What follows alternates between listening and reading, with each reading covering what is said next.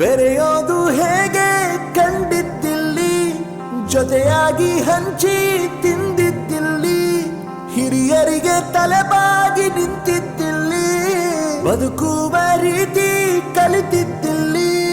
ಶಿಕ್ಷಣ ಶಿಕ್ಷೆ ಅಲ್ಲ ನಮ ಕಾಯುವ ರಕ್ಷೆ, ಪುಸ್ತಕ ಹಿಡಿದ ಕೈ ಸರಿದಾರಿಯ ನಕ್ಷೆ, ತಂದೆ ತಾಯಿ ದುಡಿಮೆ ನಮ್ಮ ಬೆಳವಣಿಗೆ, ತಿದ್ದೋ ಗುರುವಿನ ತಾಳ್ಮೆ ನಮ್ಮ ಬರವಣಿಗೆ. ಓದಿಸುವವರಿಗೆ ಮಾತ್ರ ಸಿರಿತನ ಬಡತನ ಎಲ್ಲ, ಓದೋ ಮನಗಳಿಗೆ ಯಾವುದು ಇಲ್ಲ. ಪದವಿ ಅಂಕೆ ಇದ್ದರೆ ನೀ ಗೆದ್ದ ಹಾಗಲ್ಲ, ವಿನಯ ಮೌಲ್ಯ ಎಂದಿಗೂ ಸೋಲುವುದಿಲ್ಲ. ನಿಮ್ಮೆಲ್ಲರಿಗೂ ಹೃದಯಪೂರ್ವಕ ಧನ್ಯವಾದಗಳು. ನಮ್ಮ ತಂದೆಯವರು ಇಲ್ಲ ಅಂದ ತಕ್ಷಣ ನಮ್ಮ ಕುಟುಂಬದಿಂದ ಏನೂ ಇಲ್ಲ ಅಂತ ಅನ್ಕೋಬೇಡಿ. ಅಂಕಲ್ ನಿಮಗೆ ತಕ್ಷಣ ಕರವೇ ಕಡೆಯಿಂದ ಏನೇ ಮಾಡಬೇಕು ಅಂತ ಇದ್ರು ಅವ್ರು ನಾವು ಹೆಂಗೆ ಕೇಳೋದು ಅಂತ ಅನ್ಕೋಬೇಡಿ. ಅವರ ಹೆಸರಲ್ಲೇನೆ ಅವ್ರದೇ ಇದರಲ್ಲಿ ನಮಗೂ ಕೂಡ ರಕ್ಷಣಾ ವೇದಿಕೆ ಕಡೆಯಿಂದ ಸಹಾಯ ಮಾಡೋ ಅವಕಾಶನ ನಮ್ಗೆ ಕಲ್ಪಿಸ್ಕೊಂಡು ನಾವು ಕೂಡ ನಿಮಗೆ ಒಳ್ಳೊಳ್ಳೆ ಕಾನ್ವೆಂಟ್ಗಳು ಸಿಗ್ಬೋದು, ಒಳ್ಳೊಳ್ಳೆ ದೊಡ್ಡ ದೊಡ್ಡ ಸ್ಕೂಲ್ಗಳು ಸಿಗ್ಬೋದು. ಆದರೆ ಮೂಲಭೂತವಾಗಿ ಬೇಕಾದಂಥ ಶಿಕ್ಷಣ ಏನು, ಮೂಲಭೂತವಾಗಿ ಬೇಕಾಗಿ ಶಿಕ್ಷಣ 10 ಜನರ ಮುದ್ದೆ ಗಟ್ಟಿ ಧ್ವನಿಯಲ್ಲಿ ಮಾತಾಡುವಂಥ ತಾಕತ್ತು, ಸಮಾಜದಲ್ಲಿ ಏನಾದರೂ ಸಮಸ್ಯೆ ಆದರೆ ಅದನ್ನ ಕೇಳುವಂಥ ತಾಕತ್ತು, ಗಟ್ಟಿ ಧ್ವನಿ ಬರಬೇಕು ಅಂತಂದ್ರೆ ಸರ್ಕಾರಿ ಶಾಲೆಯಲ್ಲಿ ಮಾತ್ರ. ನಾವು ಹೋಗ್ತಾ ಇರ್ತೀವಿ ದಾರಿಲಿ, ಯಾರೊಬ್ಬ ರಸ್ತೆ ಬದಿಯಲ್ಲಿ ಬಿದ್ದಿರ್ತಾನೆ, ನೋಡೋಣ ಯಾವುದಾದ್ರು ಕಾನ್ವೆಂಟ್ ಮಕ್ಕಳು ಮುಟ್ಲಿ, ಇಲ್ಲ ಯಾವುದಾದ್ರು ಅಧಿಕಾರಿಗಳು, ದೊಡ್ಡ ದೊಡ್ಡ ಅಧಿಕಾರಿಗಳು ಮುಟ್ಲಿ. ಜನಸಾಮಾನ್ಯರು, ಸಂಘಟನೆ ಇರೋರು, ಸರ್ಕಾರಿ ಶಾಲೆದ್ದು ಓದಂತ ಆ ಮನಸ್ಥಿತಿ ಇರೋರು ಮಾತ್ರ ಮುಟ್ಟಕ್ಕಾಗೋದು. ಮತ್ತೊಂದು ವಿಚಾರ ಹೇಳ್ತೀನಿ, ಸರ್ಕಾರಿ ಶಾಲೆಯಲ್ಲಿ ಓದಂಥ ಮಕ್ಕಳು ಎಲ್ಲರೂ ಫಾರಿನ್ಗೆ ಹೋಗಿ ಕೆಲಸ ಮಾಡ್ತಾ ಇಲ್ಲ. ಅದಕ್ಕೂ ಮಿಗಿಲಾಗಿ ತನ್ನ ತಂದೆ ತಾಯಿಗಳನ್ನ ಅನಾಥಾಶ್ರಮದಲ್ಲಿ ಬಿಟ್ಟಿಲ್ಲ. ಅದೆಷ್ಟೇ ಕಟ್ಟಾಗಿ ಹೊತ್ತಿನ ಊಟ ಮಾಡೋದಾಗ್ಲಿ, ತನ್ನ ತಂದೆ ತಾಯಿಗಳನ್ನ ಹಿರಿಕರನ್ನ ತನ್ನ ಜೊತೆಲಿಟ್ಟು ಸಾಕ್ತಾ ಇದ್ರೆ ಅದು ಸರ್ಕಾರಿ ಶಾಲೆ ಮಕ್ಕಳು ಮಾತ್ರ. ಹಾಗಾಗಿ ನಿಮ್ಗೆ ಎಲ್ಲೂ ಮುಜುಗರ ಪಡಬೇಕಾಗಿಲ್ಲ.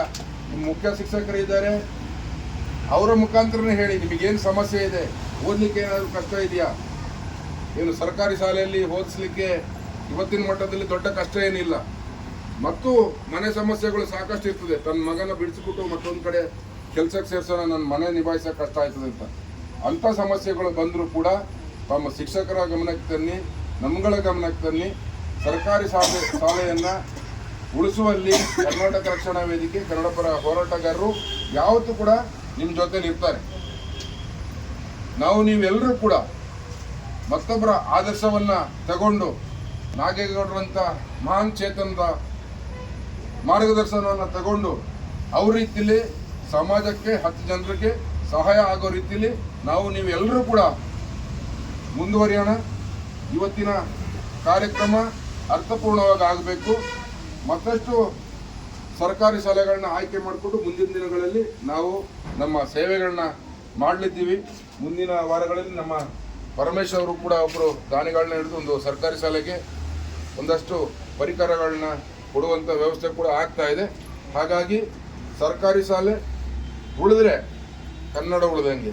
ನಾವು ಎಷ್ಟೇ ಹೋರಾಟಗಳು ಮಾಡಿದ್ರು ಕೂಡ ಕನ್ನಡ ಉಳಿಬೇಕು ಅಂತ ಹೇಳಿದ್ರೆ ದಿನಪತ್ರಿಕೆಗಳು, ವಾರಪತ್ರಿಕೆಗಳು ಉಳಿಬೇಕು. ಅದೇ ರೀತಿ ಸರ್ಕಾರಿ ಶಾಲೆಗಳು ಉಳಿಬೇಕು. ಸರ್ಕಾರಿ ಶಾಲೆಗಳು ಉಳಿದ್ರೆ ಮಾತ್ರ ನೈಜವಾಗಿರ್ತಕ್ಕಂಥ ಕನ್ನಡತನ, ಕನ್ನಡಿಗ, ನೈಜವಾಗಿರ್ತಕ್ಕಂತಹ ಕನ್ನಡದ ಕಟ್ಟಾಳು ಉಳಿಲಿಕ್ಕೆ ಸಾಧ್ಯ ಅಂತ ಹೇಳ್ತಾ, ಇವತ್ತು ಇಲ್ಲಿ ಆಗಮಿಸಿರ್ತಕ್ಕಂಥ ಪ್ರತಿಯೊಂದು ವಿದ್ಯಾರ್ಥಿಗಳಿಗೂ ನನ್ನ ಶಾಲಾ ದಿನಗಳನ್ನ ನೆನಪಿಸ್ಕೊಳ್ತಾ, ಸರ್ಕಾರ ಆಗಲಿ ಶಾಲೆಗಳಿಂದ ಆಗಲಿ ಯಾವುದೇ ಕಾರ್ಯಕ್ರಮ, ಚಟುವಟಿಕೆಗಳು, ಪ್ರತಿಭಾ ಕಾರಂಜಿಗಳನ್ನ ಮಾಡಿದ್ರೆ ನೀವು ಮುಂದೆ ನಿಂತು ಭಾಗಿಯಾಗಬೇಕು. ಅವರಲ್ಲಿರೋ ಆ ಸರಳತೆ ಏನಿದೆ, ಪ್ರತಿಯೊಬ್ಬ ವ್ಯಕ್ತಿನೂ ಕೂಡ ಅವನು ಬಡವ ಇರಲಿ, ಶ್ರೀಮಂತ ಇರಲಿ, ಚಿಕ್ಕವರಿರಲಿ, ದೊಡ್ಡವರಲ್ಲಿ ಅಣ್ಣ ಅಣ್ಣ ಅಣ್ಣ ಅಂತಲೇ ಮಾತಾಡಿಸ್ತಾ ಇದ್ರು, ಗೌರವ ಕೊಟ್ಟು ಮಾತಾಡಿಸ್ತಾ ಇದ್ರು.